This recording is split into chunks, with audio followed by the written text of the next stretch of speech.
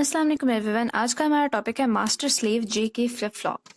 Last presentation के अंदर हमने रेसिंग कंडीशन पढ़ी थी जेके फ्लिप फ्लॉप के अंदर, जो कि उसका एक अदद ड्रॉबैक है। ठीक है, अब उस ड्रॉबैक को ओवरकम करने के लिए हम यूज़ करते हैं master slave JK flip flop. अब master slave JK flip flop अगर हम यूज़ करते हैं तो उसमें हम बेसिकली रेसिंग कंडीशन को टॉगलिंग में कन्वर्ट कर देते हैं। अगर हम इसमें देखें तो हमारे पास फॉर एग्जांपल एक क्लॉक साइकिल के अंदर यहाँ पे बहुत ज़्यादा फ्लक्चुएशंस आ रही हैं। ठीक है, जब तक 1 रहेगा। ठीक है, यानी जब आपका क्लॉक सिग्नल 1 है या हाई है तो यहाँ पे आपके पास फ्लक्चुएशन होंगी। जब आपके पास जे और के भी 1 हो, इन फ्लक्चुएशंस को अवॉइड करने के लिए और इस रेसिंग कंडीशन को अवॉइड करने के लिए हम master slave flip flop use करेंगे और इस रेसिंग को टॉगलिंग में कन्वर्ट कर देंगे। यानी कि एक टाइम पीरियड के लिए, ये बेसिकली ये है टाइम पीरियड। टाइम पीरियड क्या होता है? The time in which wave completes it's one iteration. ठीक है, अच्छा, तो एक वेव या एक टाइम पीरियड में सिर्फ एक ही दफ़ा आउटपुट चेंज होगी हमारे पास, तो उस कंडीशन को हम कह देते हैं टॉगलिंग। अब अगर हम देखते हैं कि ये आपके पास क्लॉक सिग्नल है। ठीक है, इसमें जब आपके पास अच्छा, सबसे पहले तो हम देखें कि master slave JK flip flop का स्ट्रक्चर क्या है। तो यहाँ पे अगर आप देखें कि जेके फ्लिप फ्लॉप आपने एक यूज़ की, 2 जेके फ्लिप फ्लॉप यूज़ की। सिंपली क्या किया कि आपने इसके आउटपुट्स को इसके इनपुट से कनेक्ट कर दिया और इसके जो क्लॉक है उसको कनेक्ट कर दिया ओरिजिनल क्लॉक से विद अ नॉट गेट। ठीक है, बेसिकली ये आपके पास एक जेके फ्लिप फ्लॉप थी। ठीक है, हमने सिंपली मास्टर स्लेव बनाने के लिए क्या किया, 2 ले ली जेके फ्लिप फ्लॉप्स। पहले ये होता था कि यहाँ पे यहाँ से फीडबैक आ रहे होते थे और यहाँ पे कनेक्टेड होता था। अब हमने सिंपली यहाँ से इन दोनों को आपस में कनेक्ट कर दिया और जो फीडबैक्स थे वो आपकी सेकंड यानी स्लेव फ्लिप फ्लॉप के आउटपुट से इधर आ रहे होंगे मास्टर फ्लिप फ्लॉप के इनपुट्स के अंदर। ठीक है, अब अगर हम देखें तो यहाँ पे क्लॉक जो है वो नॉर्मल वैल्यू जाएगी क्लॉक की और यहाँ पे कॉम्प्लीमेंटेड वैल्यू जाएगी। लाइक अगर यहाँ पे 1 है तो यहाँ पे क्या जाएगी, 0 जाएगी।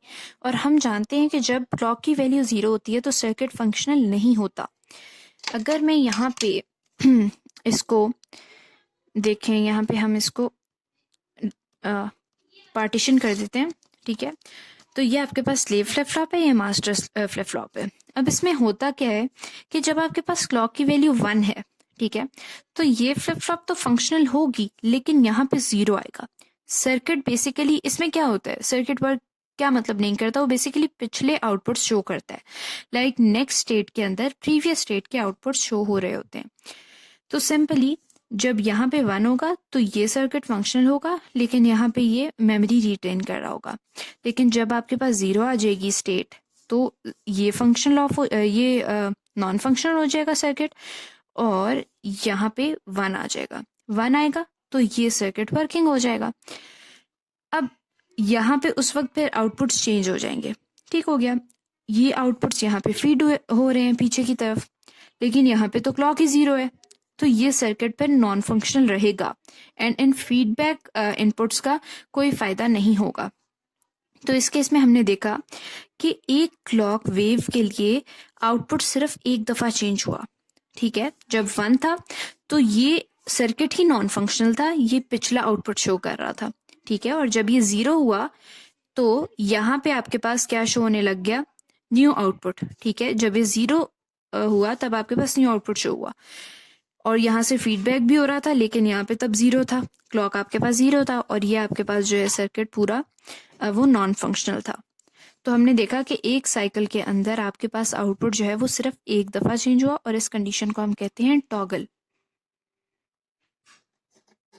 ओके, तो अब इस जगह को हम अगर इन आउटपुट्स को हम कह देते हैं क्यू डैश और इसको कह देते हैं क्यू नॉट डैश। ठीक है, अब अगर यहाँ पे हम ग्राफिकली रिप्रेजेंट करें, यहाँ पे हम अगर क्यू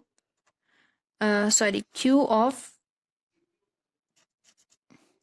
क्यू डैश को रिप्रेजेंट करें अगर, तो क्या होगा, कि जब आपके पास क्लॉक लो है, ठीक है, उस स्टेट में तो इसको, या फिर हम, अगर आपके पास यहाँ पे 0 है तो बेसिकली ये सारा सर्किट हमने जैसे देखा कि ये नॉन फंक्शनल रहेगा, ठीक है।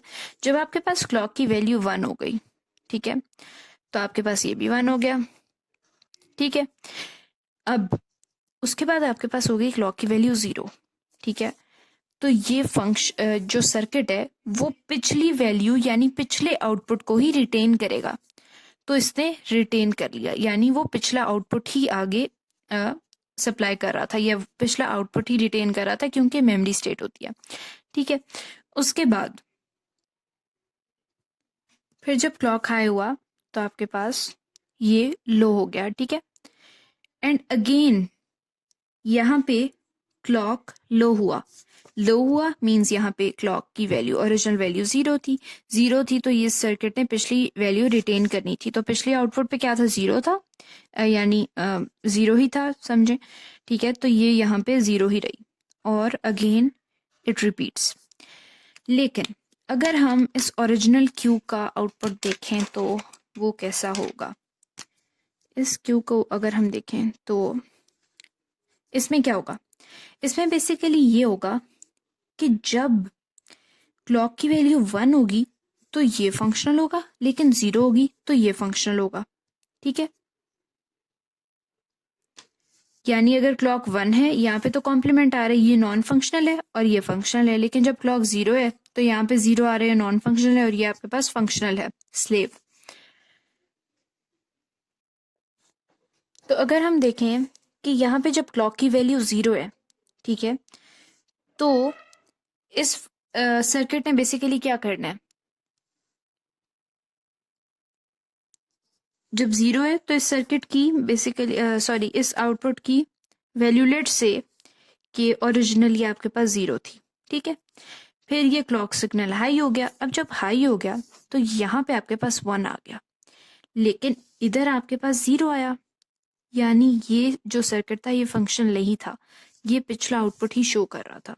तो जो ओरिजिनल आउटपुट था वो इसने शो करना शुरू कर दिया, ठीक है। अब अगेन यहाँ से 1 से 0 में वैल्यू चेंज हुई अगर आपके पास, ठीक है, तो इस क्लॉक ने इस आउटपुट ने अपने आप को हाई कर लिया, ठीक है। लेकिन जब तक इसने हाई किया तब तक क्लॉक की वैल्यू वापस 1 आ गई, और जब अगेन 1 आ गई तो ये 0 आ गई, और ये अपनी प्रीवियस स्टेट को रिटेन करेगा। तो इसने सिंपली वही आउटपुट शो करना शुरू कर दी। सिमिलरली अगेन वैल्यू आपके पास लो हुई तो इस सिग्नल ने अपने आप को चेंज किया, ठीक है। अगेन हाई हो गई तो इसने रिटेन कर लिया, फिर अगेन लो हो गई तो इसने चेंज कर लिया, और अगेन हाई होगी तो इसने रिटेन कर लिया। बेसिकली हाई होने पे रिटेन क्यों कर रहा है, क्योंकि जब ये 1 है तो यहाँ पे 0 आ रहा है, ठीक है। तो आउटपुट में क्या होगा, मेमोरी कंडीशन होगी, यानी वो प्रीवियस आउटपुट्स को शो करेगा। जो पिछली आउटपुट थी, न्यू आउटपुट उसी के इक्वल होगी। तो अगर हम एक साइकिल के अंदर देखें, लाइक लेट से इसी साइकिल के अंदर हम देखें तो सिर्फ वैल्यू एक दफ़ा फ्लक्चुएट हुई, ठीक है। जबकि हम यहाँ पे अगर देखें एक साइकिल के अंदर, एक टाइम पीरियड के अंदर, तो यहाँ पे बहुत दफ़ा वैल्यू चेंज हो गई, लेकिन यहाँ पे सिर्फ एक दफ़ा आपकी वैल्यू में चेंज आया। तो इसीलिए हम यूज़ करते हैं master slave JK flip flop को। तो आई होप कि आप लोगों को वीडियो अच्छी लगी होगी। अगर अच्छी लगी तो इसको लाइक करें और चैनल को सब्सक्राइब करें। Thank you.